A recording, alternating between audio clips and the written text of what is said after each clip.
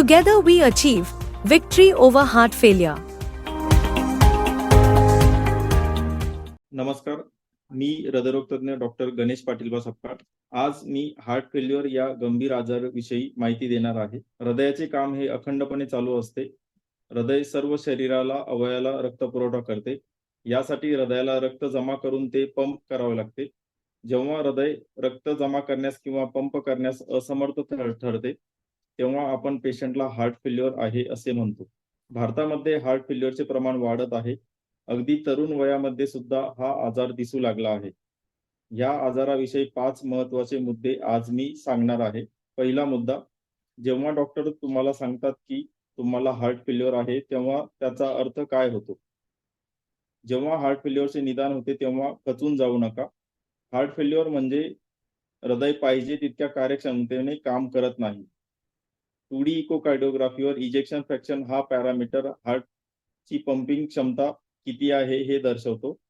सामान्यतः ejection fraction हा 50 ते 70% दरम्यान असतो. ज्यांचा इजेक्शन फ्रॅक्शन हा 50% खाली आहे त्यांना हार्ट फेल्युअर आहे असे आपण म्हणतो. दुसरा मुद्दा, भारतात हार्ट फेल्युअर का आढळत आहे? उच्च रक्तदाब, मधुमेह, स्थूलता, धूम्रपान, मद्यपान, अनुवांशिकता हे हार्ट फेल्युअरचे काही प्रमुख कारणे आहेत.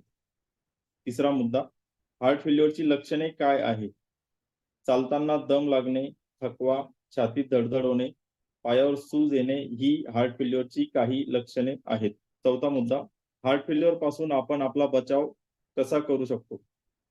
योग्य आहार, नियमित व्यायाम, अतितणाव, धूम्रपान टाळणे, मद्यपान टाळणे, उच्च रक्तदाब, मधुमेह नियंत्रणात ठेवणे या गोष्टी आपल्यास भविष्यात होणाऱ्या हार्ट फेल्युअर पासून बचाव करू शकतात.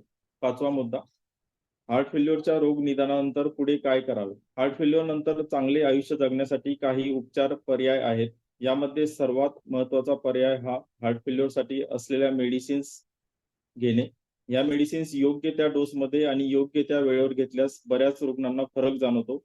त्यांचे आयुष्य आणि क्वालिटी ऑफ लाईफ वाढते. ज्यांना मेडिसिन्सने फरक जाणवत नाही त्यांना दुसरे उपचार पर्याय सुचवले जातात, जसे की कार्डियाक रिसिंक्रोनायझेशन थेरपी म्हणजे CRT, इम्प्लांटेबल कार्डिओव्हर्टर डिफिब्रिलेटर म्हणजे ICD therapy, LV assist devices आणि हार्ट ट्रान्सप्लांट. 5 पैकी एकाला त्यांच्या जीवनामध्ये हार्ट फेल्युअर होऊ शकते. त्यामुळे आपण योग्य ती काळजी घेणे आवश्यक आहे. धन्यवाद.